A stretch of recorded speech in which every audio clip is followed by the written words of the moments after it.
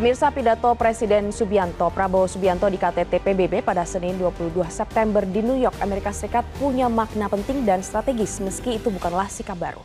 Pidato Presiden Prabowo tersebut memberikan dorongan lebih progresif kepada momentum bertambahnya dukungan dunia terhadap eksistensi negara Palestina. Inilah editorial Media Indonesia edisi Rabu 24 September 2025 dengan tema menguatkan solusi dua negara. Bersama saya Glory Nata dan pemirsa Anda bisa berpartisipasi melalui telepon interaktif di nomor 021 583 99 100. Dan pagi hari ini telah hadir bersama saya anggota Dewan Redaksi Media Group Indra Maulana. Selamat pagi Mas Indra. Selamat pagi Glory. Ya, hari ini editorial Media Indonesia hari ini adalah menggarisbawahi pidato dari Presiden Prabowo Subianto di sidang umum PBB kemarin. Nah, kira-kira apa makna paling strategis dari pidato Presiden tersebut? Ya, terkait two-state solution di antara Israel Palestina begitu ya.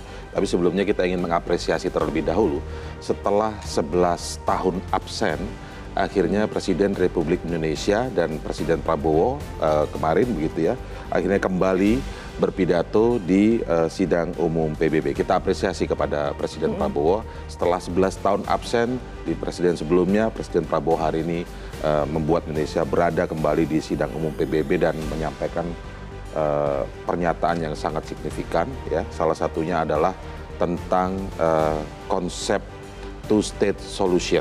Memang konsep ini bukan konsep baru, tetapi pernyataan dari Presiden Prabowo ini adalah menegaskan kembali dan menyuarakan kembali bahwa pentingnya two-state solution karena dengan konsep inilah sebenarnya perdamaian itu bisa terwujud. Two-state solution berarti adalah saling mengakui kedaulatan masing-masing negara. Israel harus mengakui kedaulatan Palestina dan maka akan terjadi juga sebaliknya. Dan dunia juga mendorong itu. Dan ini bukan hal baru seperti yang saya bilang tadi, Glory. Karena sebenarnya pada KTT Liga Arab 1982, pemimpin dari Palestina pun sudah setuju dengan konsep ini. Mungkin karena setelah itu terjadi banyak sekali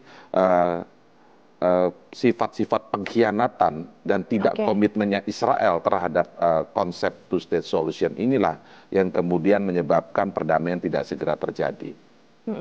Nah, kalau kita bicara dengan bagaimana posisi negara-negara saat ini ya terhadap Palestina, kita juga senang mendengar, ini menjadi progres ya, mendengar bahwa banyak sekali negara-negara Eropa, kemarin kita tahu ada Perancis, Inggris, dan bahkan ya di luar Eropa, Kanada sendiri juga yang disebut sangat dekat dengan Amerika Serikat dan Israel, akhirnya mengakui keberadaan negara Palestina.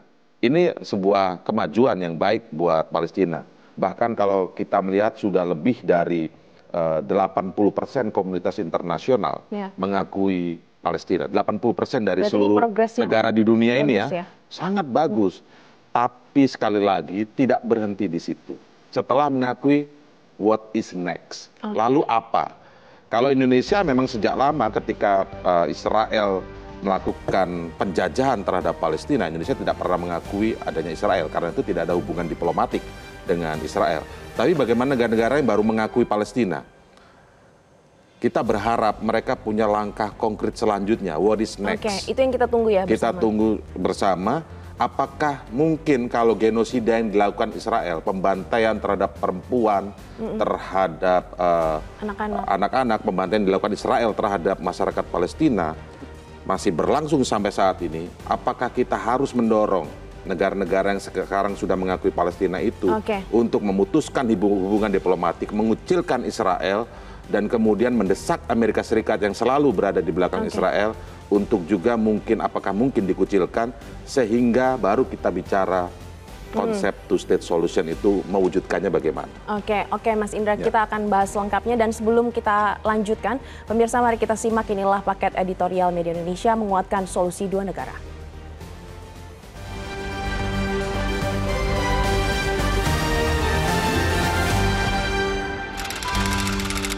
Menguatkan solusi dua negara.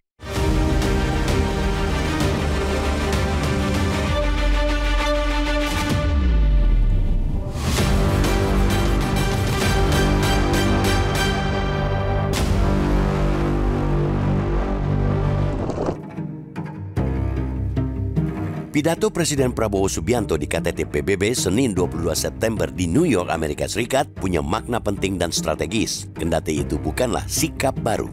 Pidato itu memberi dorongan lebih progresif terhadap momentum bertambahnya dukungan dunia terhadap eksistensi negara Palestina. Penekanan Presiden Prabowo terhadap solusi dua negara atau two-state solution mengingatkan kepada dunia bahwa pengakuan terhadap sebuah negara juga harus disertai dengan dukungan terhadap seluruh eksistensi dan kedaulatannya. Untuk Palestina, itu hanya bisa terwujud lewat perdamaian dengan Israel, yang artinya lewat solusi dua negara. Itulah penegasan dan makna penting dari Presiden Prabowo. Dalam pidato tersebut, Presiden juga kembali menegaskan komitmen Indonesia terhadap solusi dua negara itu. Indonesia yang telah dikenal sebagai pendukung setia kemerdekaan Palestina bersedia mengakui Israel hanya jika Israel mengakui Palestina sebagai negara berdaulat. Begitu Israel mengakui kemerdekaan dan kedaulatan Palestina, Indonesia juga akan segera mengakui negara Israel dan mendukung terjaminnya keamanan Israel, tegas Prabowo dalam pidatonya. Pernyataan yang sama juga sudah Prabowo sampaikan di hadapan Presiden Prancis Emmanuel Macron saat berkunjung ke Indonesia Mei lalu. Bahkan, melongok pada sejarah, Indonesia pun telah mendukung two-state solution itu bersamaan dengan pengakuan atas kemerdekaan Palestina yang dideklarasikan pada 1988. Mengakui kemerdekaan Palestina dan mendukung two-state solution sejatinya ibarat dua sisi mata uang yang sama. Terlebih lagi, konsep solusi dua negara sejatinya telah diterima oleh otoritas Palestina sejak KTT Liga Arab pada 1982. Hal itu menunjukkan bahwa para pemimpin Palestina pun menyadari perdamaian hanya dapat terwujud jika mereka mau hidup berdampingan dan tentunya sama berdaulat dengan Israel. Dengan begitu, mendukung konsep two-state solution berarti juga menghormati keinginan Palestina sejak lama. Kita tidak menutup mata bahwa polling terbaru justru menunjukkan penurunan jumlah rakyat Palestina maupun Israel yang menginginkan two-state solution. Pada polling 2013, 70% warga Palestina di tepi barat dan 40% warga Palestina di Gaza, juga 52% warga Israel mendukung two-state solution itu. Namun, pada polling 2021, tinggal 39% warga Palestina yang mendukung solusi itu, sedangkan jumlah warga Israel yang menginginkan itu tidak diketahui. Tingkat dukungan warga Palestina yang semakin menurun terhadap two-state solution itulah yang semestinya ikut menjadi perhatian dalam momentum meningkatnya pengakuan terhadap Palestina. Akhir pekan lalu, Inggris, Kanada, Prancis, dan Australia ikut dalam barisan negara yang mengakui eksistensi negara Palestina. Pengakuan dari Inggris, Kanada, dan Prancis memberi pesan besar pada dunia.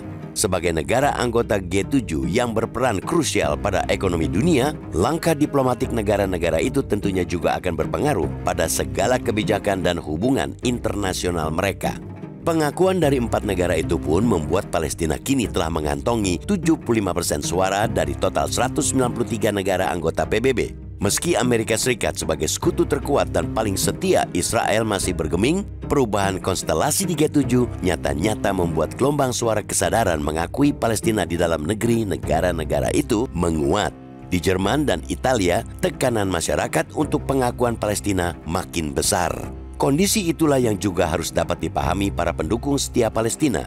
Negara-negara pendukung Palestina semestinya juga menunjukkan pada dunia bahwa bukan saja kepentingan Palestina yang diperjuangkan, namun perdamaian hakiki. Keamanan Israel sesungguhnya juga akan terwujud jika Palestina diakui, dan Indonesia telah termasuk terdepan dalam memahami dan memperjuangkan itu. Jalan menuju solusi dua negara memang kian disambut secara nyata, namun tidak berarti jalan itu sudah lempang. Israel yang masih keras kepala serta dukungan Amerika Serikat atas kekeras kepalaan Israel ialah jalan terjal yang mesti ditaklukkan. Pidato Presiden Prabowo dan sejumlah kepala negara lainnya di sidang PBB itu jelas bukan akhir perjuangan mengikhtiarkan berdirinya dua negara. Pidato-pidato itu masih membutuhkan kerja keras diplomasi yang berkelanjutan dan konkret sampai benar-benar terwujud kemerdekaan bagi Palestina dan terwujudnya perdamaian abadi dan tatanan dunia yang adil dan bermartabat.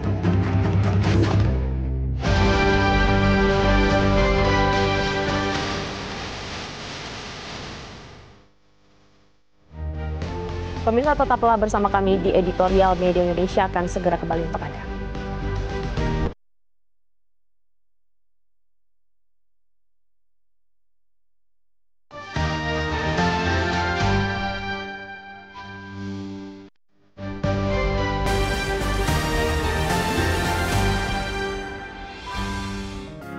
Media Indonesia mengajak Anda untuk mengakses fitur premium e-paper. Dengan sajian konten berbasis intelektual dan meneguhkan kebangsaan, Media Indonesia tampil dengan lebih dinamis melalui e-paper Media Indonesia yang dapat Anda akses kapan saja, di mana saja. Caranya mudah, download aplikasi Media Indonesia di Android atau ketik link epaper.mediaindonesia.com atau bisa scan QR code pada layar kaca Anda. Klik tab e-paper di bagian samping layar tablet Anda, daftarkan data diri, serta pilih paket berlangganan e-paper Media Indonesia sesuai dengan kebutuhan Anda. Nikmati juga bonus spesial tambahan 4 halaman rubrik fokus setiap hari. Semua bisa Anda dapatkan hanya di e-paper Media Indonesia. Untuk informasi lebih lanjut, hubungi customer service di nomor 0811 1201 2018 atau kunjungi media sosial @Media Indonesia. Media Indonesia, referensi bangsa. Pemirsa, pagi hari ini sudah bergabung bersama kami seorang penelpon, Bapak Tasrik Usman dari Banjarmasin, Kalimantan Selatan. Selamat pagi Pak Tasrik. Selamat pagi Mbak Gorodita dan Mas Indra. Assalamualaikum warahmatullahi wabarakatuh. Waalaikumsalam. Ya. Pak Tasrik, silakan tanggapan Anda. Ya, yang pertama saya ingin mengucapkan apresiasi yang sangat tinggi kepada Presiden kita Pak Prabowo yang begitu berapi-api menyampaikan pidatonya di forum PBB. Karena kita tahu selama ini sudah 11 tahun kita absen di forum PBB, tapi hari ini Indonesia tampil dengan begitu memukau di forum PBB, di mana pendapat Pak Prabowo yang ingin menyatakan Indonesia itu harga mati akan mengakui Israel, tetapi syaratnya Palestina harus merdeka. Dan menurut pengakuan Sekjen PBB pun selama 9 tahun beliau menjabat Sekjen PBB, baru ini banyak yang menyangkut kemanusiaan yang begitu banyak jatuh korban. Jadi kalau saya melihat dari dalam forum kemarin itu 75% forum PBB itu menginginkan adanya kemerdekaan Palestina. Hanya Amerika saja yang masih bertahan untuk mendukung Israel. Nah, kita berharap yang 75% ini harus bersuara lebih nyaring bagaimana implementasi supaya menguatkan solusi dua negara. Karena Indonesia itu menganut politik bebas aktif, di mana Indonesia ikut menjamin bagaimana ketertiban dunia, dan pidato Pak Prabowo itu sangat menarik simpati dari seluruh dunia. Mungkin itu saja yang ingin saya sampaikan. Terima kasih. Assalamualaikum warahmatullahi wabarakatuh. Ya, terima kasih Pak Tasrik. Ya, Mas Indra, kalau kita tadi mengutip dari Pak Tasrik menyatakan bahwa Presiden Prabowo Subianto kemarin menyatakan dalam pidatonya Indonesia menegaskan hanya akan mengakui Israel jika Israel juga mengakui Palestina. Nah, seberapa besarkah bargaining power Indonesia di forum internasional ini? Seperti disampaikan penelpon tadi ya Pak Tasrik, memang sekali lagi kita harus apresiasi ya kedatangan Presiden Prabowo yang setelah 11 tahun absen, Indonesianya absen ya selama ini. Presiden Prabowo sekarang langsung kemudian tampil dan kemudian tampil memukau seperti disebut Pak Tasrik Usman tadi. Nah, memang soal sikap Indonesia yang tidak pernah berubah mendukung kemerdekaan Palestina dengan kemudian dipertegas oleh Presiden Prabowo dengan konsep two state solution, ini adalah konsep yang memang juga negara-negara dunia lainnya pada akhirnya mengakui Palestina dan mendorong pada konsep two state solution ini, karena kalau tidak two state solution maka perdamaian sebenarnya akan lebih sulit terwujud begitu.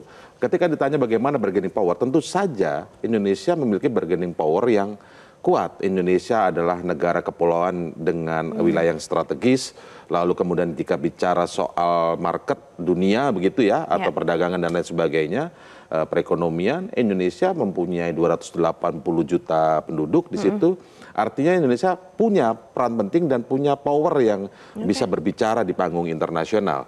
Tapi ini sekali lagi bukan soal kuat atau tidak kuat bargaining power ya. Tetapi ketika kita melihat penindasan, pembantaian, genosida di tanah Palestina, di Gaza, ini ketika kita diam, ada satu negara diam atau memilih netral, itu mereka sedang membiarkan kejahatan terjadi. Jadi sikap-sikap seperti ini bukan soal kuat atau tidak kuat bargaining powernya, tapi akan semakin menambah jumlah negara yang mempunyai sikap mengecam terhadap Israel tentu saja, dan seperti disebutkan tadi 80% komunitas internasional itu sekarang sudah mengakui keberadaan negara Palestina. Nah, tinggal Amerika Serikat saja. Nah, masyarakat dan negara Palestina ini happy dengan kondisi ini. Tetapi masih ada buntutnya nih, pertanyaan Glory. What is next? Apa selanjutnya? Karena Palestina menanti langkah nyata. Apa selanjutnya? Apakah negara-negara yang G7 tadi disebutkan ya, ada Prancis, kemudian Inggris, itu ketika mengakui kedaulatan Palestina, langkah selanjutnya apa? Apakah mau memutuskan hubungan diplomatik dengan Israel jika Israel terus melakukan pembantaian di Palestina, begitu kan? Ini kan kondisinya begini, two-state solution itu, Glory. Kita tidak sedang bicara ketika kondisinya masih perang dingin, atau mungkin perdebatan diplomatik tanpa akhir. Itu wajar kalau terus dikedepankan konsep two-state solution, bicaranya sudah di situ. Tapi ini belum di situ dulu.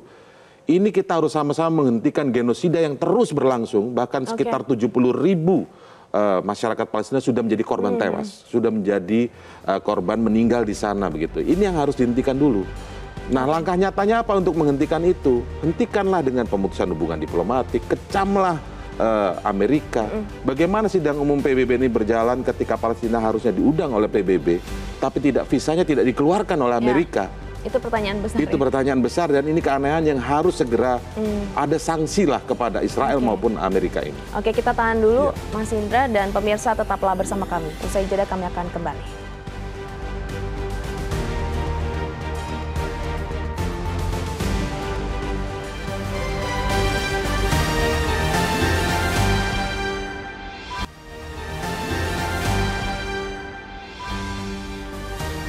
Pemirsa, Anda kembali menyaksikan editorial Media Indonesia. Mas Indra, lalu pertanyaan selanjutnya, apa yang seharusnya dilakukan oleh komunitas internasional, termasuk Indonesia di dalamnya, untuk menjaga momentum solusi dua negara ini bisa berhasil di kedepannya?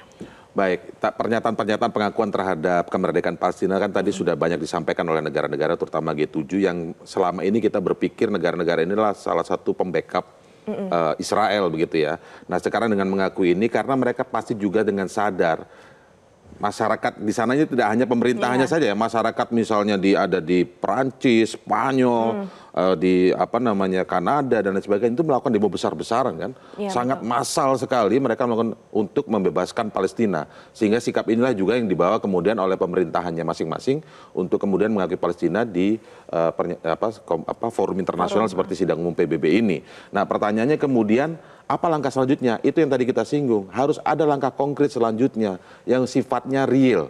Bukan untuk kemudian dengan tujuan lain mengecilkan satu pihak, tetapi lebih kepada pihak yang namanya Israel ini melakukan pembantaian, kejahatan kemanusiaan, krisis kemanusiaan. Dan ini bukan analisis, ini pernyataan PBB sendiri. Genosida yang terjadi di Gaza itu harus dihentikan dulu. Kalau seruan tidak berhasil, maka harus ada langkah konkret, pemutusan hubungan diplomatik misalnya, atau pengucilan terhadap Israel misalnya, tidak melakukan perdagangan atau apapun begitu. Itu kan terkucilkan sendiri. Nah, ketika itu masif dilakukan oleh negara-negara yang tadi sudah mengakui Palestina, maka pasti akan ada efeknya.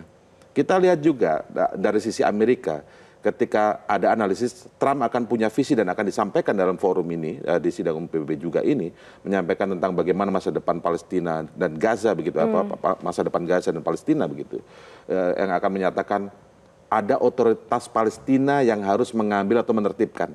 Kata-kata otoritas Palestina ini berarti kan kurang lebih secara tidak langsung mau mengakui keberadaan negara Palestina, walaupun harus diantisipasi juga apakah pengakuan terhadap negara Palestina versi Trump ini adalah pembentukan negara boneka. Ini yang harus kita ini. Nah, komunitas internasional harus jeli jika memang dukungan terhadap Palestina, pengakuan terhadap Palestina itu datang dari hati, tidak dari kepentingan ekonomi, tidak dari kepentingan lainnya tersembunyi di sana, maka langkah konkret harus dilakukan, entah itu pemutusan hubungan diplomatik, pengucilan dan lain sebagainya. Nah, bagaimana Indonesia? Indonesia sudah memang tidak punya hubungan diplomatik dengan Israel, maka hanya bisa untuk terus mengencarkan, mendorong negara-negara dunia, komunitas internasional tadi untuk mengambil langkah konkret seperti yang dimaksud. Berarti kita akan nantikan sikap berani dari negara-negara pendukung Palestina saat ini ya.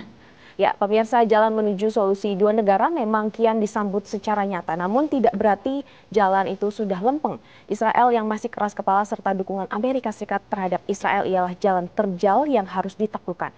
Pidato Presiden Prabowo Subianto dan sejumlah kepala negara lainnya di sidang PBB itu jelas bukan akhir perjuangan untuk mengikhtiarkan berdirinya dua negara. Artinya masih membutuhkan kerja keras dalam diplomasi yang konkret sampai benar-benar terwujud kemerdekaan bagi Palestina. Demikianlah editorial Media Indonesia untuk hari ini. Terima kasih atas perhatian Anda. Sampai jumpa.